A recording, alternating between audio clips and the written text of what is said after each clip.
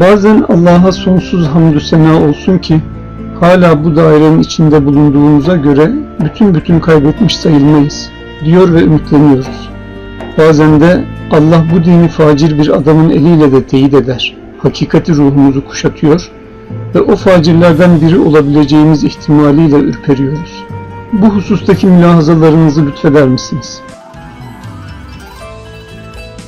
Bir taraftan böyle beyiyet içinde tevafuken başta ifade edildiği gibi Hazreti Pir'in ifadesi, yani bilmeyerek bizzat bizi bir şeyde istihdam ediyor deme. Öyle yaptığına göre güzel şeyler de kullanıyor. Yani insan çok rahatsızlık duymamalı. Hani kötü şeylerde kullanma da var. Firavun'un kullanıldığı alan, Nemrud'un kullanıldığı alan, Sezar'ın kullanıldığı alan, Deccalların kullanıldığı alan. Öyle bir alanda kullanılma ihtimali de var. Hatta onların arkasından sürüklenip giden o yığınların, o sürülerin kullanıldıkları alan var.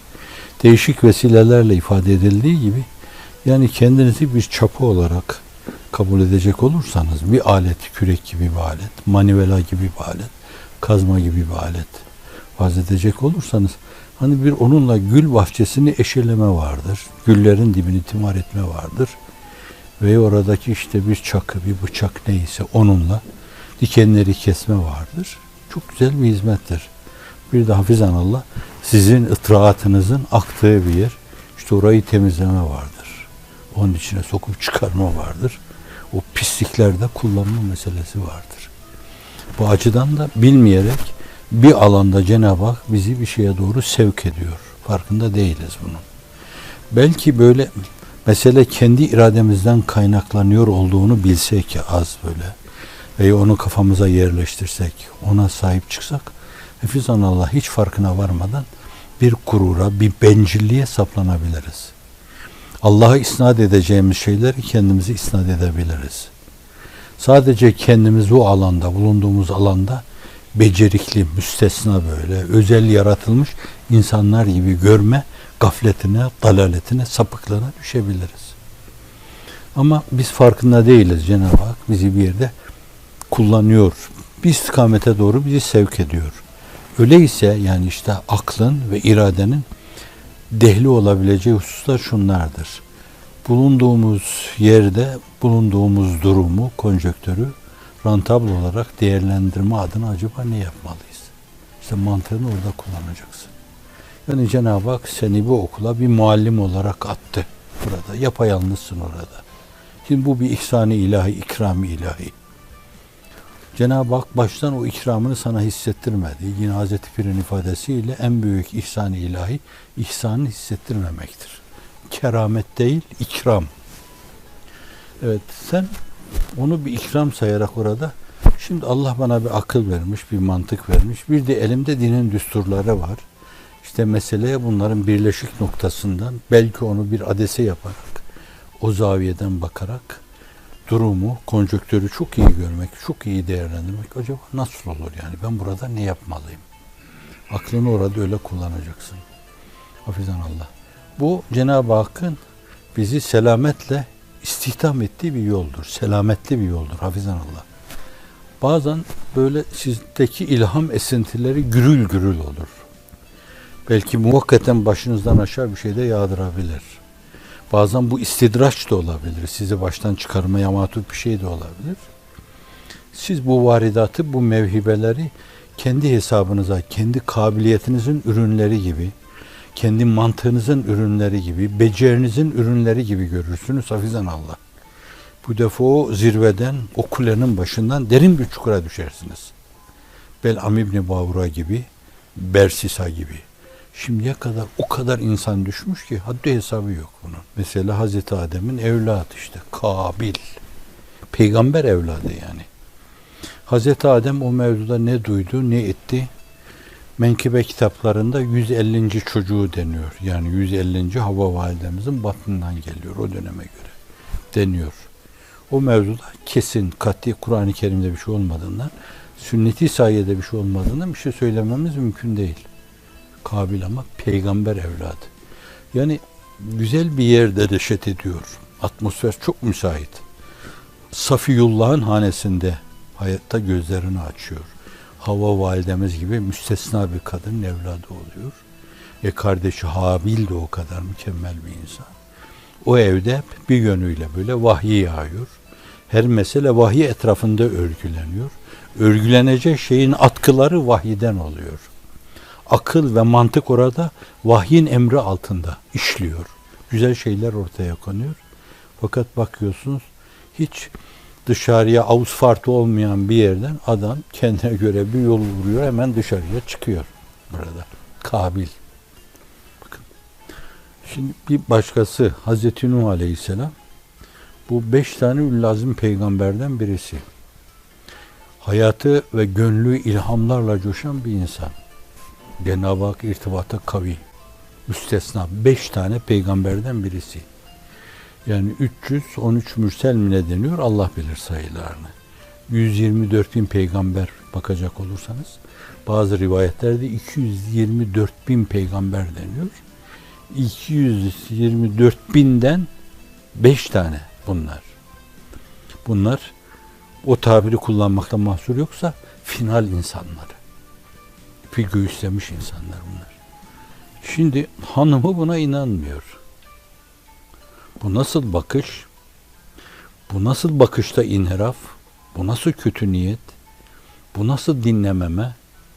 Yakınlıkta bu nasıl uzaklığı yaşama? Çevreyi görememe? Oğlu Kenan diyorlar. İnanmıyor mesela. Hatta bazı asarını gördüğü halde inanmıyor. Yeni inanmıyor. O kadın da dalalete sürükleniyor. Oğlu da dalalete sürükleniyor. Dünyada da helak olanlar içinde helak oluyor. Ahiretlerinde kaybediyorlar. Yani öyle bir şeyi ihraz ettik de hemen tamam bulduk, işte bu yol sonuna kadar böyle şehra yürür gider değil. Hafizanallah.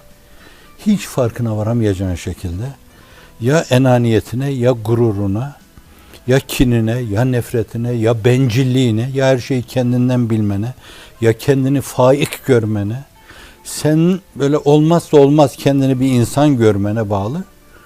Bütün bunların hepsi şeytani dürtülerin ifadesidir. Ve insan tabiatında şeytan sisteminin mekanizmasının bir yönüyle düğmeleri mesabesindedir. Şeytan parmağıyla bunlara piyanonun tuşlarına dokunduğu gibi dokunduğu an kendi sesini verir sana. Ve sen de onunla raks etmeye başlarsın. Şeytanın kullandığı tuşlardır bunlar. Senin içinde, iç aleminde. Hazreti Lut Aleyhisselam, Hazreti İbrahim Aleyhisselam'ın yeğeni. Müstesna bir insan. Çok problemli bir ülkeye bir başka insan göndermek gerekseydi herhalde onu gönderir. Demek ki en mükemmel oydu ki Hazreti Lut Aleyhisselam'ı gönderiyor. Hanımı da kendisine karşı çıkıyor. İllem ra'atehu kânet minel gâbirin. Frenkçe kaynaklarda Odetta. Taş kesilenlerle o da o gök taşlamaları için doğdu orada. Tacür ediyor, taş kesiliyor. Batılı kaynaklarda öyle diyor. Oraya yerin dibine, Lut Gölü'nün dibine battıysa öyle. Bazıları kızlarının bile öyle gittiğini diyor da Kur'an-ı Kerim ve sünnet-i sahih o mevzuda sarih bir şey söylemiyor. Hazreti Lut gibi müstesna bir peygamber. Dayısına geçelim yani onun. Hazreti İbrahim mazere laf dinletemiyor. Babası olduğu söyleniyor. Kur'an-ı Kerim babası diyor da tefsirciler diyorlar ki bazen amcaya da baba denirdi. Yani Hazreti İbrahim'in bir putperestten dünyaya geldiğine gönüller razı olmadığından, onu bir peygamberin yüksek mansıbıyla telif edemediklerinden dolayı babası değildi iddiasını atıyorlar ortaya. Sonra o amcasıydı. Bu açıdan da bazen amcaya da vesayetinde neşet ettiğinden dolayı baba denebilir. Fakat babanın onunla konuşması, onun babasına karşı hitapları genelde toplanınca babası gibi olduğu anlaşılıyor. Yani çok yerde babası diyor. Vetlu aleyhim nebe İbrahim izgâle le ebihi. İzgâle İbrahim le ebihi azere etettekidu esnamen alihe. Meseleden öyle kolaylıkla sıyrılmak zor gibi görünüyor. Hazreti İbrahim yani eğer dinletemediyse demek ki her zaman böyle dinletemeyeceğimiz insanlarla karşılaşmamız muhakkak, mukadder demek lazım. Evet. Hazreti Musa İnne Karun kâne min kavmi Musa. Aklıma geldikçe arz ediyorum. Min kavmi Musa. Hz. Musa'nın kavmindendi. İşte innema utitu ala ilmin indi diyor. Ben bunları bilgimle elde ettim. İrfanımla, marifetimle, ufkumla, kendi görüşümle. Ben bu işin ehliyim yani. Benim istidadım var. Kadrimin bilinmesini isterim diyor. Yani Kur'an-ı Kerim ifade ediyor bunu yani. Bu küstahlık onu baş aşağı getiriyor. Fakasefna bihi ve bidaril art diyor. Yeriyle, yurduyla beraber onu yerin dibine batırdık deniyor. Adı, namı silindi gitti. Sadece zenginliğiyle işte arkeolojik müzelerde malzeme olabilecek bir varlık haline geldi diyor. Yine Samiri Hazreti Musa'nın kavmi içinde buzağı yapıyor. Onları putperestliğe çağırıyor. Bak bunlar hep ulazim peygamber. Nuh, İbrahim, Musa, ulazim peygamber. Onların atmosferinde bu türlü aykırılıklar, yaramazlıklar, böyle agresif faaliyetleriyle kendisini ifade eden insanlar olduğuna göre bunları çok görmemek lazım yani. Bir diğer taraftan da hepimiz kendimiz hakkında çok korkmamız lazım. Teminat altında değiliz. Güven altında değiliz. İnsanlığın iftihar tablosuna gelin yani. Hani bir hamlede, bir lahzada çıkıyor gökleri geziyor. Cenab-ı Hakk'ın huzuruyla teşrif ediliyor. O da müşerref oluyor onunla. Melaike-i kiramın önüne geçiyor.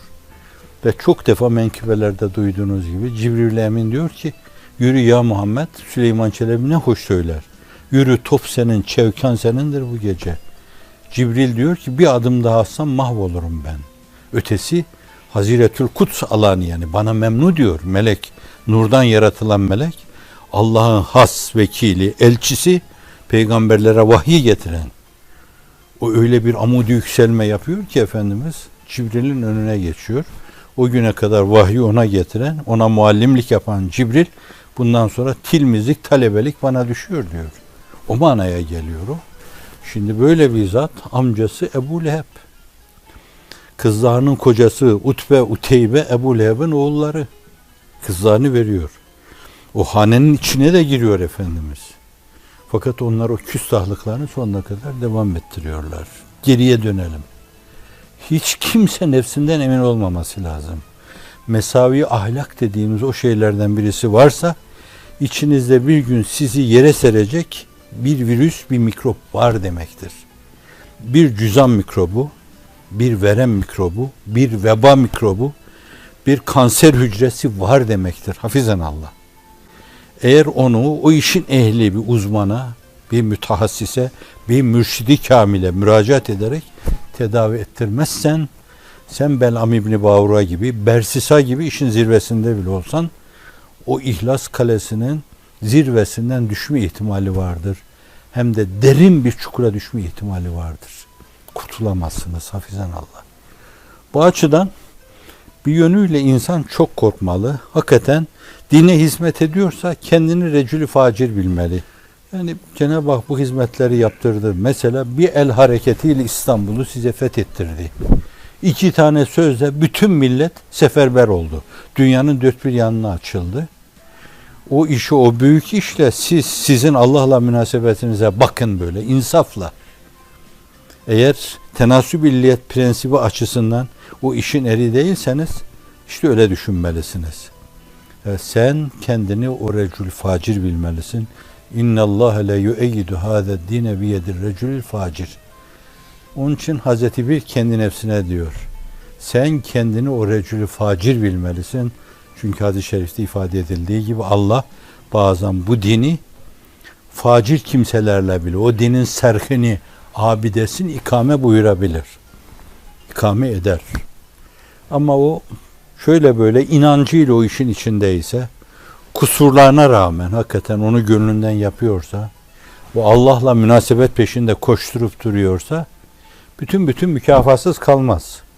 Fakat hafizan Allah kendi kabiliyet, kendi istidat, Karun'un dediği gibi kendi ilmi, kendi irfanı, kendi tecrübesi, kendi mumaresesi, kendi kredisiyle yaptığı zehabına kapılıyorsa hafizan Allah fakasefna bihi ve bidaril art. Evet. Yani bu.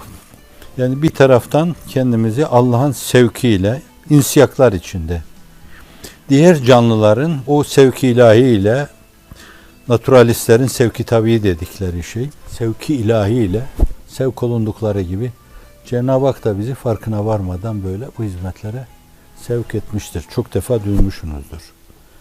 Evet, burada meseleyi basitleştirerek ben çok bu vetirede, bu süreçte bu bezmin varidatından, mevahibinden istifade edemeyen talihsizlerden biriyim. Fakat bir arkadaşımız böyle 3-5 tane insanı gözüne kestirdiğini, yaşta bizden biraz büyükçe, bu işin ilk böyle sağda solda şem'a yakma, bir mumla başka mumları tutuşturma şeklinde açılımlarının yaşandığı dönemde birisi Hazreti Pir'in yanından gelmiş.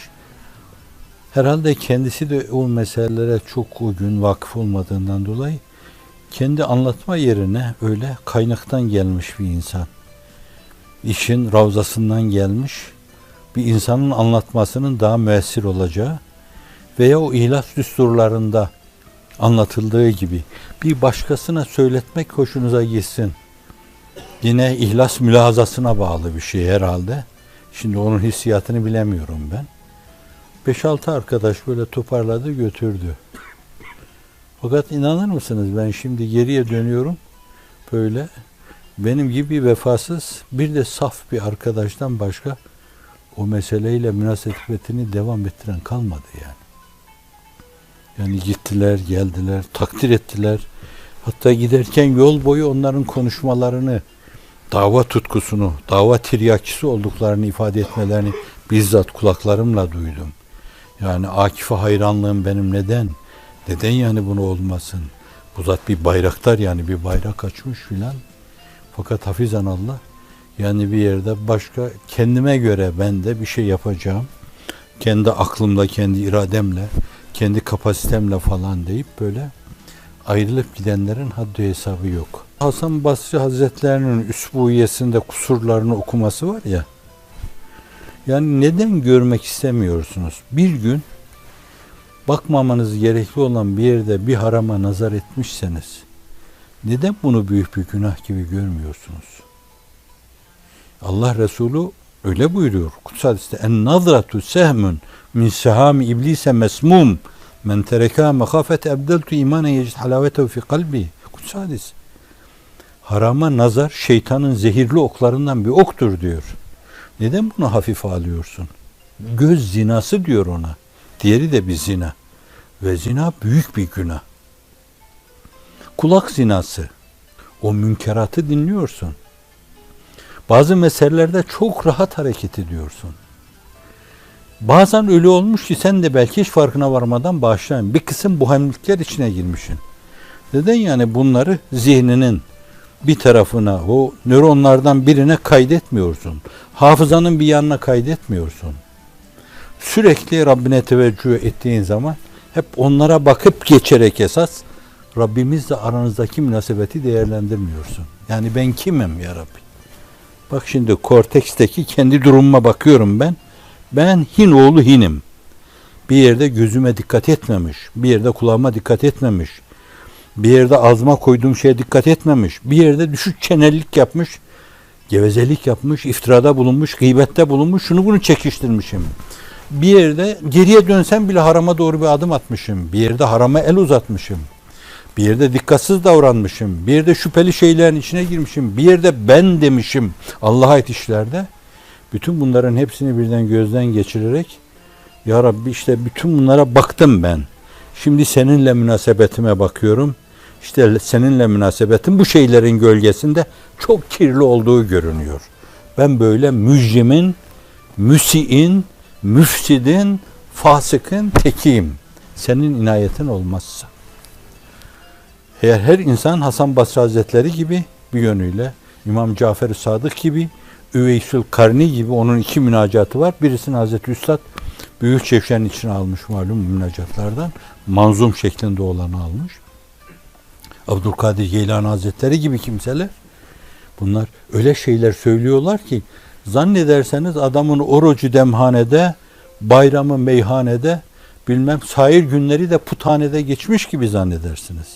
Hiç öyle değil. hayallerinden geçen şeylerin hesabını soruyorlar kendilerine. Böyle kalbin ibresi her an onu gösteriyor mu, göstermiyor mu? Oradaki küçük inhirafları büyük inhiraf sayarak, sen fasıkın tekisin bak, o varken döndün nereye bakıyorsun? O varken gönlünü nereye bağladın? O varken nelerin arkasından koşuyorsun? Bütün bunları hesabı görülmesi gerekli olan büyük mesuliyetler sayarak kendilerine öyle bakıyorlar. Bu açıdan da yani bizim müfsidin teki olduğumuza dair defterimizi okuduğumuz zaman o kadar çok şey karşımıza çıkar ki vazife icabı bile olsa burada hekim arkadaşların hatırlatmasına binaen diyorum ben. Mesela en hassas işte doktorluklar, insanların vücutlarını açıp bakıyorsunuz. Kadın doğum hastalıkları. Yani açılabilecek şeylerin hepsine. Hafizan Allah orada aklınızdan bir şey geçiyorsa şayet az bir baş dönmesi, az bir göz bulanıklığı yaşıyorsanız hafizan Allah sizi batırma adına günah açısından yeter bu size. Ne istiyorsunuz? Ama bütün bunlar karşısında ben bunu yaptım. Affedilmez bir mesavi bu.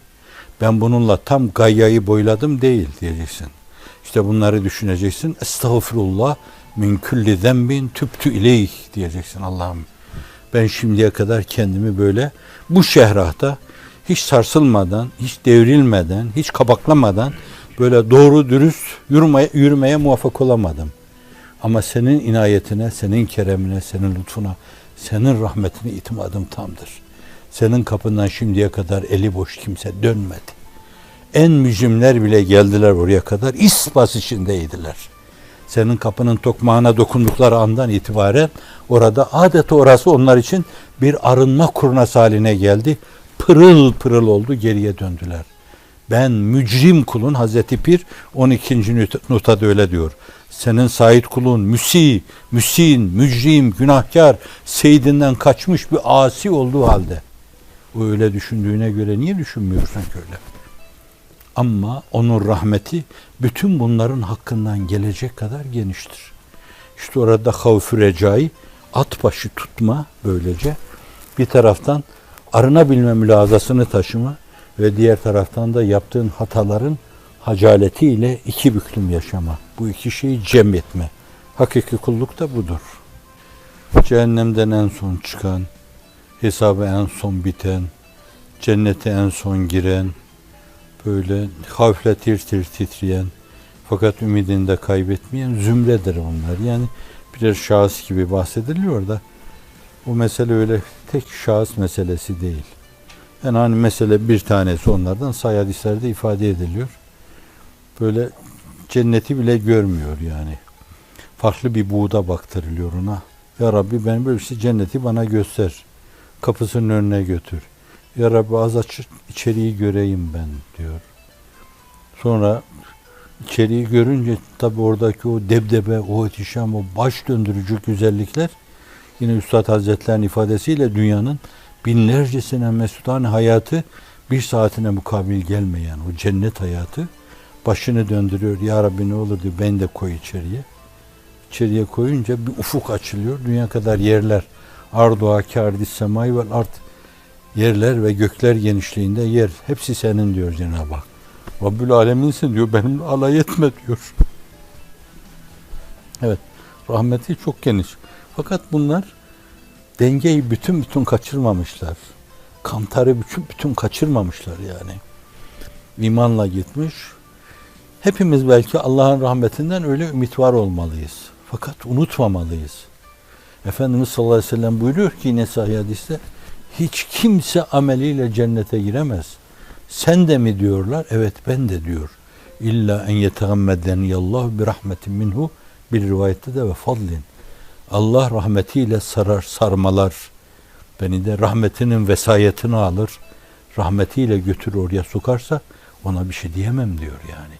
Peygamber Efendimiz sallallahu aleyhi ve sellem.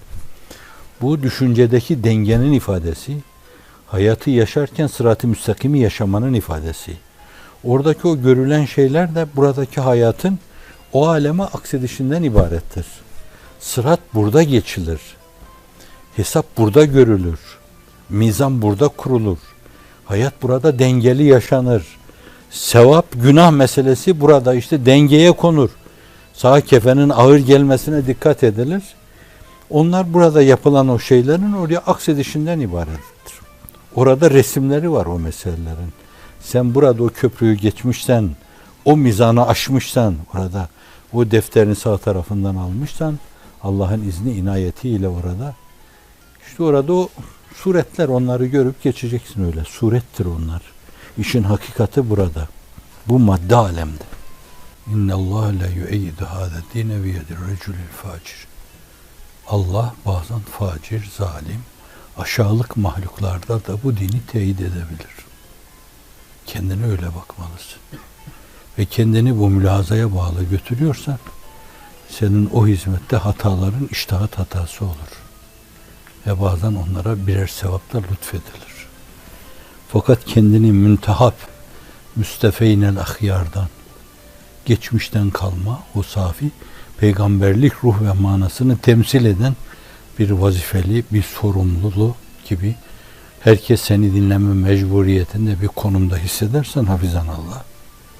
Sen bir egoistsin, bir egosantristsin.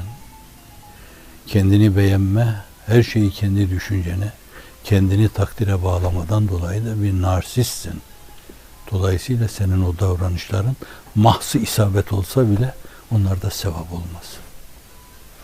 Ha, Allah'ın huzuruna imanla gidersen kurtulabilirsin, ona bir şey diyemeyiz. İmanla gitme mevzu, ben bile ümit ediyorum. Reca ediyorum Allah. Rahmetinden ümit ediyorum, imansız götürmesin öbür tarafı. Korkum ama bu ümidimden daha ileri. Korkum. Çok samimi söylüyorum. Size ne yalan söyleyeyim.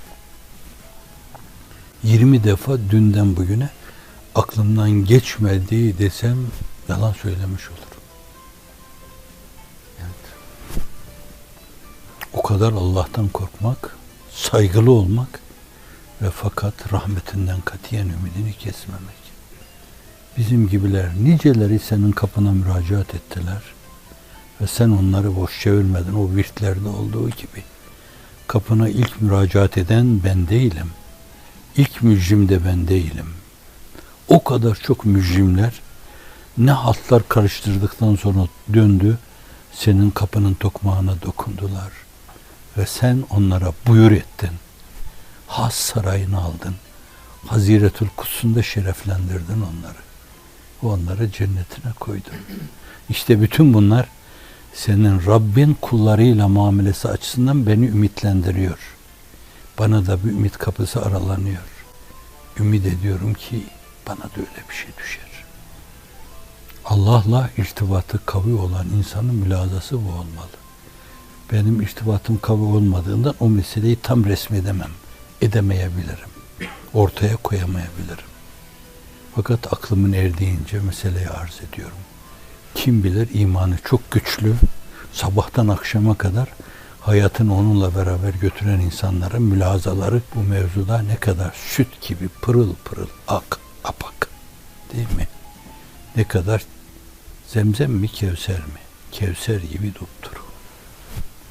Onu bilemeyeceğim. O bir ufuk meselesi. Rıza-i ilahiye kilitlenmiş giden bir insan, Allah'ım senin hoşnutluğun kilitlenmiş bir insan her zaman yüzü Cenab-ı Hakk'a mütevelli. Her zaman ona doğru koşuyor. Bazen sekiyor, bazen düşüyor. Bazen bariyerleri zorluyor. Bazen şarampola filan oluyor. Fakat yüzü hep ona müteveccih olduğundan dolayı ihlas. Tutuyor, elinden kaldırıyor onu.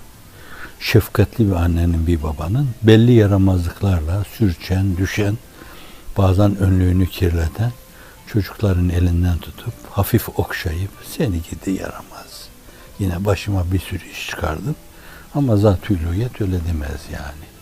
Seni gidi yaramaz yinedir. Tebessümle bakar ona. O tebessümle bir kemuk keyif. Keyfiyet ve çerçeve vaz edilemez ona. Alır götürür. O çok önemlidir. Ama öyle hedefi belirlenememiş, yürüyor şöyle böyle. Alem yürüyor, ben de yürüyorum diyor. Buna Efendimiz sallallahu aleyhi ve sellem işte tufeyli diyor. Halk böyle yürüdü, ben de yürüdüm. Halk öyle gitti, ben de gittim. Ailem öyle davrandı, ben de öyle davrandım.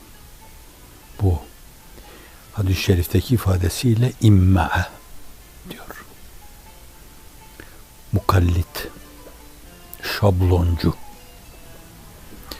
yapacağı, yaşayacağı şeyleri bir yönüyle dinin esasatıyla akıl, mantık ve muhakeme ikisini bir araya getirerek ikisinin birleşik noktasında test edememiş muhakemesiz insanlar.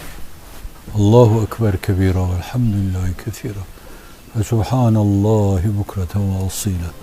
La ilahe illallah vahde nasara abde azze cünde hezemel ahzabe vahde la şerike leh.